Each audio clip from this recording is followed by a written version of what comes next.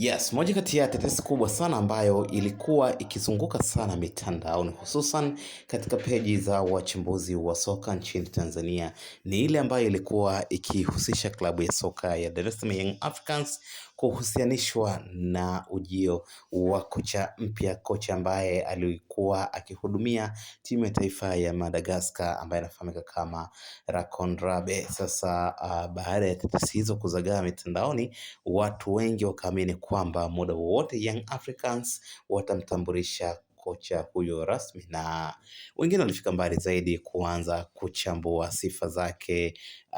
namna ya formations ambazo anazipenda, lakini pia namna ambavyo amekuwa akiongoza timu hiyo taifa ya visiwa vya Madagascar na mafanikio ambayo ameyapitia. Sasa muda huu tumepata breaking news kabisa inayohusiana na kocha huyu dhidi ya Dar es Salaam Young Africans. Bwana, tetesi hizo bwana, na uvumi huu ambao ulisambaa muda mrefu sana umefika mwisho na hatimaye ni rasmi sasa, dili kati ya kocha huyu na Dar es Salaam Young Africans limefeli ama limekufa rasmi. Sasa hapa nakuletea sababu ambazo zimefanya dili hili bwana kuweza kufa dhidi ya Dar es Salaam Young Africans. Kwa mujibu wa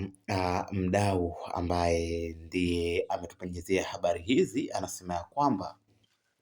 kulikuwa na majadiliano kweli na mwafaka ulikuwa unaelekea mwishoni kabisa kuweza kumsainisha kocha huyo kwa ajili ya kuitumikia klabu ya soka ya Yanga, lakini wakati akijiandaa na safari ya kuja nchini Tanzania kwa ajili ya kukamilisha taratibu za kimkataba, aliweza kupokea ofa mbili zingine kutoka katika klabu kubwa tu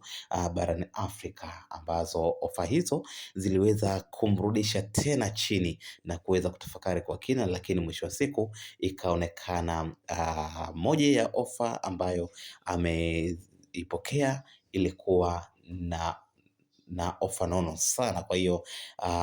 amejaribu kuilinganisha na ofa ya klabu ya soka ya Yanga, inaonekana ofa ile ni mzito kweli kweli, na hivyo kama unafahamu tena yeye ni mtu wa soka, lakini pia ni mtu ambaye anatafuta pesa. Kwa hiyo